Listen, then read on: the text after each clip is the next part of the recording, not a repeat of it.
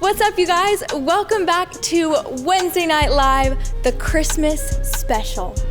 Guys, it's finally December, which means it's the most wonderful time of the year. Guys, Christmas is my favorite. There are so many fun things about Christmas, and today I'm gonna tell you 7 of my favorite things about Christmas. But you should hit us up in the chat below and tell us 7 of your favorite things. I don't know how you're gonna choose 7, there's just so many. But we're gonna get started, so here goes.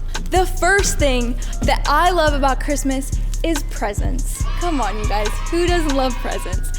But my actual favorite thing is wrapping presents. I love all the tissue paper and the ribbons.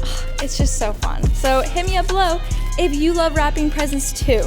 Thing number 2 that I love about Christmas is all of the Christmas lights. I love them. They're so beautiful. I love going through all of the neighborhoods and looking at the beautiful lights. It's just so amazing. All right, you guys, you're probably wondering what number 3 is. It's decorating Christmas trees. I love it. It's my absolute favorite thing.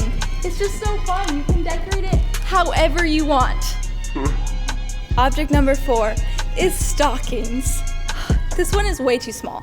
Seriously, like stockings are supposed to be like giant, right? But I just love them. They hang over your fire, and the best part is what's in them, right? All the chocolate and probably toothbrushes if you have a mom like mine. She always gets you the practical things, you know? But stockings, I love stockings. All right, thing number 5 is watching Christmas movies. I love Christmas movies. My favorite Christmas movie is Elf. But you should hit us up below and tell us what your favorite Christmas movie is. Alrighty, object number 6 is peppermint mochas. I love them. They're so good, and you can only get them during Christmas time, so you should go get one. Instead of going to Starbucks, maybe you should go to a local coffee shop.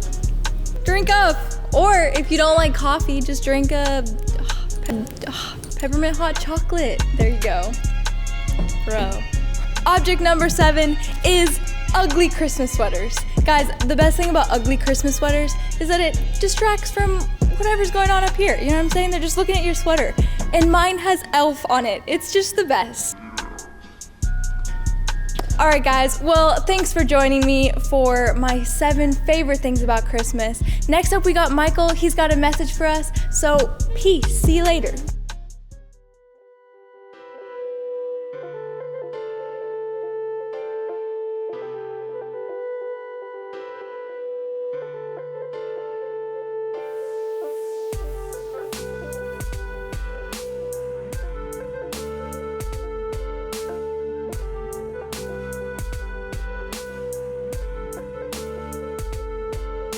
Thank you guys so much for joining us for Vintage Students Wednesday Night Live Christmas special. You're here, and we're glad you're here. We're pumped. So say what's up in the chat. We are excited to have you joining us. We're going to be in Zoom groups right after this, and next week in person on campus, December 9th, we've got our Vintage Students tree lighting, okay? You guys like tree lightings where you go around, there's like yummy warm drinks, you hang out with your friends, there's music, there's fun. That's exactly what we're gonna do, but our own Vintage Students version of it on December 9th. Be there, bring a friend. We'd love to have you. Hey, we're starting a new series today. It's called This Christmas. Now, some of you might have been thinking about this Christmas, and the thing that came to your mind was the idea that this Christmas is going to be tough. And maybe you're right. Maybe it is. Maybe that's all 2020 is going to be, but maybe, just maybe, you could be wrong. What if this Christmas isn't going to be the toughest Christmas ever, but this Christmas could be the best Christmas ever? What we're going to do during this series is we're going to talk about 3 different ways that you can make this Christmas the best Christmas ever. And this one is going to start at the biggest, most influential part that will impact every aspect of your Christmas season. If you don't get this part figured out, the rest of it's going to be real tough. So the one thing you need to know to make sure that you've got things dialed this year is the F word. Get ready for it. Family. I said it. Family. That's the thing. That's the center. Hopefully I still have a job next week after that one. If I do, I'll see you at the tree lighting. But family. Family is so important. So much in your life comes from how you interact with your family, what you do with your family, how you treat your family, how your family treats you. We need to figure out what to do with family in the holiday season. So this Christmas, what are we going to do with family? Well, what comes to mind when you think of the words Christmas and family? What comes to mind for you? For me, I remember one year when I was in 11th grade, okay? I'm in AP English, learning how to analyze and criticize and interpretize and litterize literature. And I had learned all these skills about, studying words and sentences and syntax and grammar, and I brought those into my relationship with my parents. Yeah, some of you parents sitting at home, you're going through this right now with your kid. Your teenagers realizing that they can think. I realized that I could think, and more importantly, what I realized is that I was kind of good at analyzing things. Well, that actually doesn't help a whole lot in conversation when you think about it. I took these literary analysis skills and started applying them to my relationship with my parents. Needless to say, that created a little bit of tension in our relationship, where I'd come home and Mom would always say something and I'd be like, is that really what you mean? Or could you mean this? What does it really mean to say that you want me to clean my room? Like, what's the deeper meaning behind cleaning a room? Okay, I was a mess. I was annoying. I was a pain in the rear. And what my parents did is they said, dude, you need to cut it out. You are being ridiculous. And I had started to just be a pain and argumentative and causing problems until we got to the point where my mom said, she's like, look, I've talked to Santa. The only thing you're going to get in your stocking is coal if you don't cut it out. I didn't care. I was like, who needs coal when I have literary skills, okay? A word of the wise to you guys. If you're a fellow big brainer and you think that you can use your literary analysis skills on your parents, don't. Just don't. Because here's what happened. Christmas rolls around. It's Christmas morning. I wake up early. We got our cinnamon buns. We're hanging out with the family. It was so fun. We roll in to start unpacking what the stockings had in them. And lo and behold, there it was. A lump of coal. No, I'm not kidding. It's not anything besides what it sounds exactly like it is. It's not like the joke candy coal. No, it's real coal. I had coal in my stocking that year. Needless to say, it led to increased dialogue back and forth and further analysis of said dialogue. You guys, I started arguing with my parents again, like, Mom, why'd you tell Santa to do this? It was ridiculous. And so the problem that I ran into was tension and argument in the middle of the Christmas season that had built up for months of me being a knucklehead, all right? Now, what is it for you? How is your family like around Christmas? What kind of tensions do you guys feel? What kind of traditions do you have that you enjoy and that you love? Hopefully your Christmas is a little bit better than getting coal in your stocking, and I hope it's better than this guy's Christmas. We're gonna watch this clip because it's Christmas and I love you guys, and why not watch a little bit of, you guessed it, Home Alone. Check it out. Pizza! Listen, Pizza! will you be leaving? Pizza! I never noticed that he was the cop at the beginning, and it's kind of ridiculous. Okay. What time do you have to go to bed? Early. We're leaving the house at 8 a.m. on the button. I hope you're all drinking milk. I want to get rid of it. Hey, don't shut up. Right, the pizza boy Okay, needs why does the milk always go bad? $122.50 That's what I want to know. tip. Like, you have to drink all the milk. That's why I don't buy milk. Oat milk. Frank, Lasts you got forever. the money, don't you? Come on. Traveler's checks. Forget it, Frank. We have cash. Do any of you know what a traveler's check is? Don't work in France. Dude, what is Did this anyone guy order me doing? plain cheese? Well, yeah, we did. But if you want any, somebody's gonna have to barf it all up, because it's gone. Oh my gosh. Fuller, go easy on the Pepsi. This kid right here. Raise your hand if you're that kid. Raise your hand on the live chat. Oh my gosh. Get a plate. Dude, what a jerk. You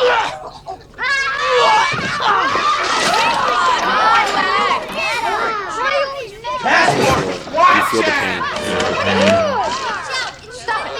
They even shoot that with that kid's head. Passport's out of here. Also something I missed before. Kevin's thing getting thrown in the trash. I missed that before.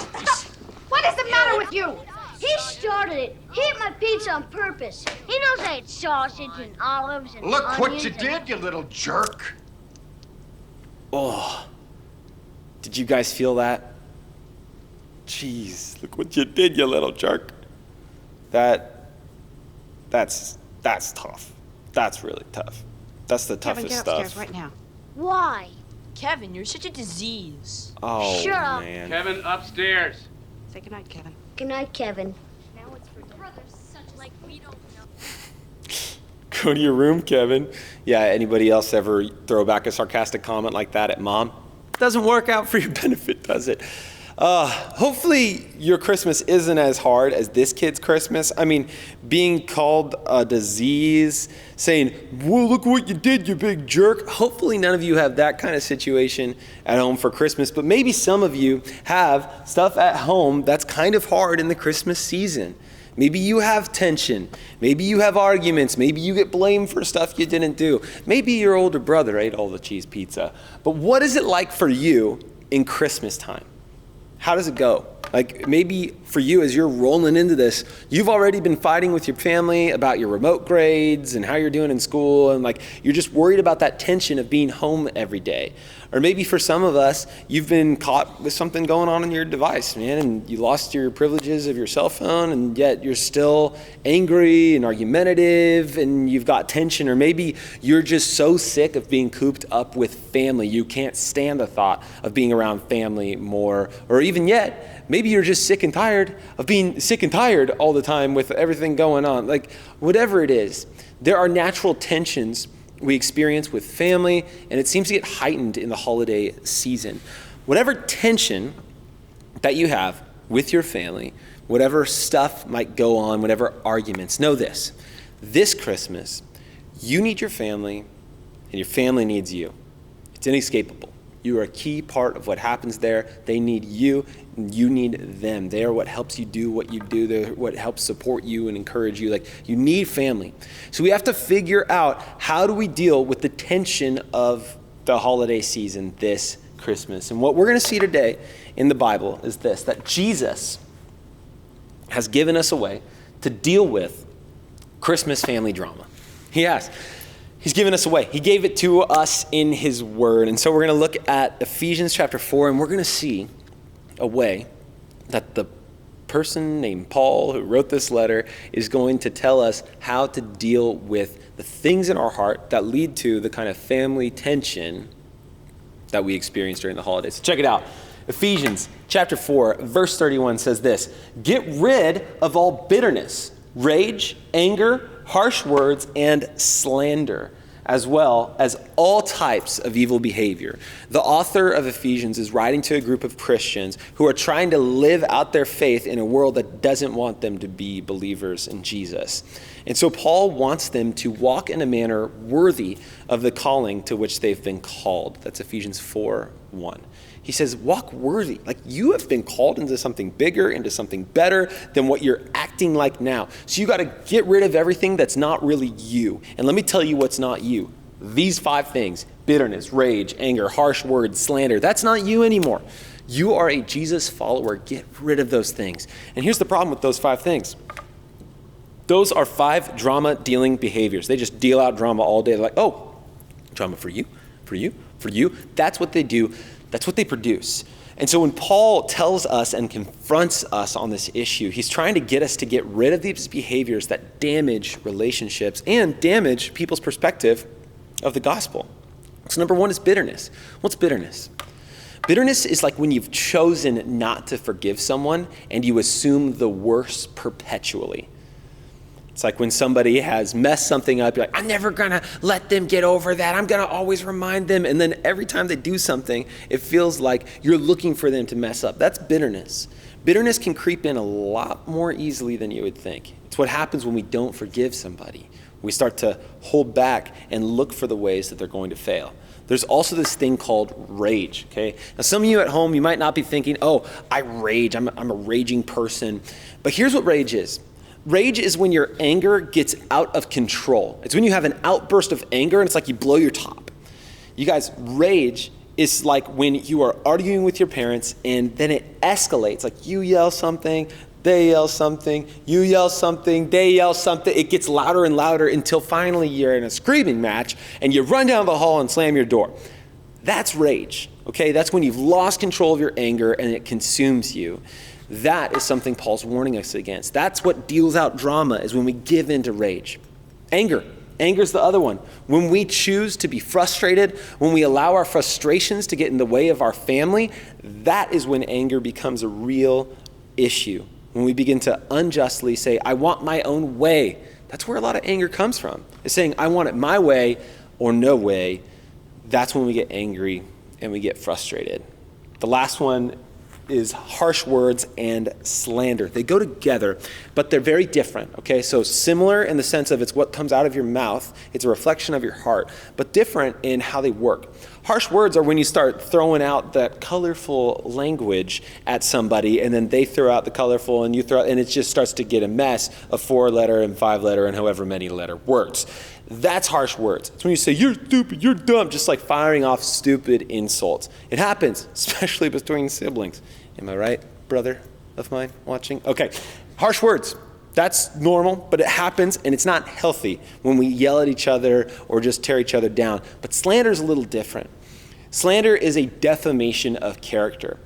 It's when you go right for the jugular. It's when you go right for the heart. You know, the thing that you can say to your brother that sets him off every time. The thing that you say to your sister that sets her off every time. The thing that your parents know to say to get you to do what they need you to do. Like the thing that people say that puts you in your place. Normally that's slander. Like I'll tell you one for me. For me, slander from different people that I've encountered is like, hey, you're a failure. You've always been a failure. You will always be a failure. You'll never change.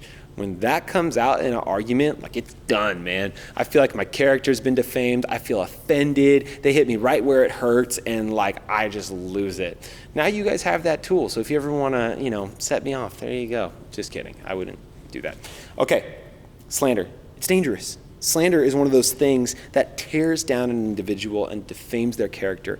Paul's saying, look, all these things, get rid of them. Be done with them. You don't need them. All they're doing is messing up your relationships with other people and messing up the way that people look at and interpret God. He says, get rid of them. And then he uses a blanket statement. It's like, you put everything out there just in case you missed anything. Because somebody is up there doing the, actually, you forgot to list this on the list. So Paul knows that there's enough of you on actuallys out there. And he says, all evil behaviors, all of it, everything evil is in this category. Get rid of it. It only deals drama. When you know how to say the thing that's really going to set off that person and you say it anyway, you're just dealing out more drama. We don't want to be drama dealers, okay? We don't want to do that. And here's the flip side. We end up stuck there doing these behaviors. If we don't change, what's at stake? What do you think? If you don't stop with these things, if we don't stop, identify when we do them, attack them, get rid of them in our lives, what do you think happens? I've heard one person put it this way, said, you will only be what you are becoming. You'll only be what you are becoming. Meaning, whatever you do, whatever behaviors you have, whatever anger you exemplify, whatever rage, whatever hate, whatever slander or harsh words, that's somebody you are becoming. Meaning, you're being more and more that way. And the more you are that way, the more you will be that way. Meaning, you could go so far with this bitterness and unforgiveness thing that you end up a bitter person and didn't even realize it. That's the warning here. He's saying, look, if you don't get rid of this stuff, you're not going to be walking in a manner worthy of the calling that you have. You're going to be stuck in these types of attitudes, these types of behaviors, and that's all you're going to be. This is Paul's warning to us. He's saying, don't do it. Don't stick with this. Instead, here's what you're called to do. Ephesians 4:32 says this. Instead of all those things, be kind. Kind is such an underrated word in our culture, man. Be kind to one another, tenderhearted, forgiving one another, just as God through Christ has forgiven you. Tenderhearted. That's the opposite of bitter. Like a bitter heart is one that's walled up, that's hardened, that's stoned, that says, no, I'm not going to receive any kind word you say. I just think you have an agenda. A hard heart is going to say, no, I'm not going to listen to what you've said that may need to change in my life. But a tender heart receives it. It says, okay, come on in. Yeah, I hear what you're saying. Tell me more. Like it leans in.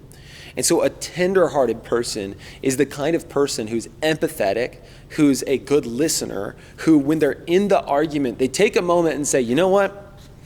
It's not worth arguing. Let me listen here for a second and see what we can do together. That's what we're invited into here with this tender-hearted idea. And when you're tender-hearted, when you're choosing to be kind to people, then you choose to forgive them. That's the answer. The one drama-defeating decision. Okay, if you want to get rid of drama in your family, you want to get rid of tension in your family in this holiday season, you want to have the best Christmas yet, you want this Christmas to be the best, the one thing you can do that would make all the difference, it's forgiveness. It's forgiveness. It's to say, you know what, I'm going to forgive you, but I get it. Forgiveness is hard. It's way easier said than done. And yes, for the record, it is another F word, okay? Forgiveness is hard. It's hard to do. It's hard to live. But just because something's hard doesn't mean that we don't do it.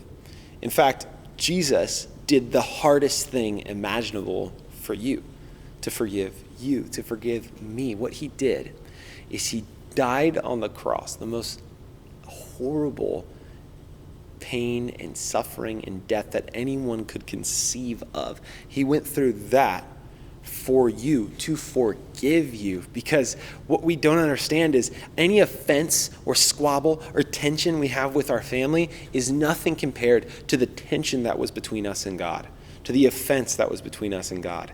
And when God chose to forgive us by sending his son Jesus, his only son, to die for us on the cross, that forgiveness is forgiveness that was meant to go from you to other people. It's the kind of life-changing forgiveness that takes you from death to life, from being dead spiritually to being alive spiritually, from every single thing that you're doing just being temporal and existing in today's day, and then eventually you'll die and that will be all that there is. Your life goes from that to being, no, this all has meaning. This matters for eternity. This is going to last forever. Everything I do has meaning, value, purpose, and impact into the future for all time. You have meaning. You have value in Jesus and in his forgiveness. And that forgiveness is infinite. It's not like God's going to slam the door on you. It's not like God's going to kick you out. God has forgiven you completely for everything you've done and everything you'll ever do. Can you even wrap your mind around that forgiveness? I can't. It baffles me when I think about it.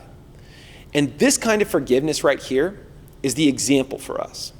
Not only did we receive it, but it's the example for us to give to others as we forgive them, just like Christ forgave us.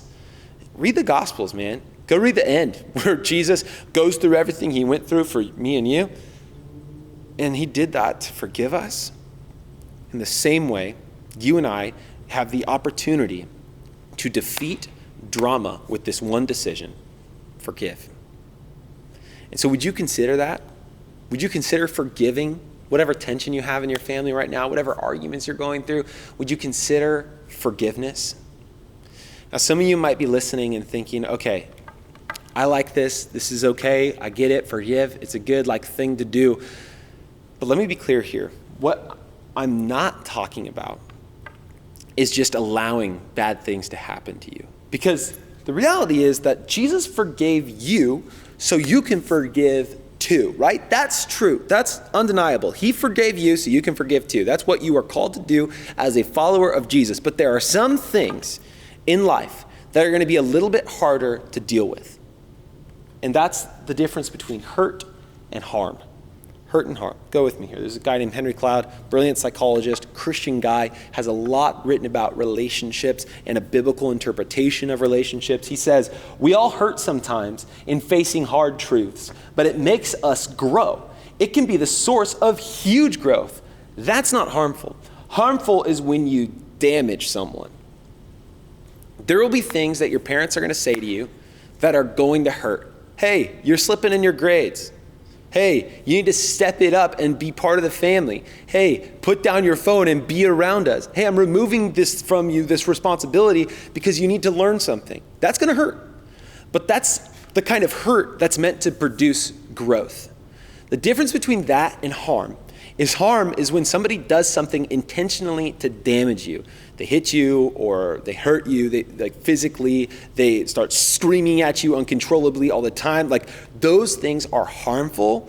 And I'm not saying to just accept that in the holiday season. Like we know that domestic violence cases go up during the holiday season. And so there's no mistaking the fact that Jesus isn't saying, hey, just like sit there and embrace this. No, you need to talk to somebody. You need to talk to us, talk to your leader, talk to somebody who can help you if you're in a situation that's harmful, or if you're in a situation where somebody is asking you to do something evil or asking you to do something sinful. That's when this does not apply to the family tension thing. You don't just take it. Are we good there?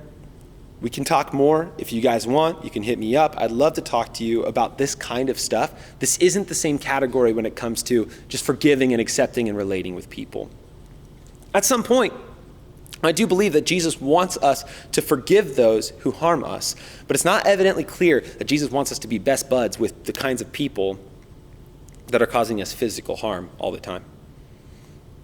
So we, in light of that, for those of you who were concerned about that, but in light of the idea that Jesus forgave us to the fullest extent, I do firmly believe that the text invites us into, that God himself invites us into this act of forgiveness that will defeat drama, that will tear down the tension in family if you choose to forgive, not to hold bitterness in your heart, not to give in to rage when you want to run down the hallway and slam the door, not to give in to slander when it's like, I know exactly the thing to say to get under your skin, to not give in to those things, because that's not you.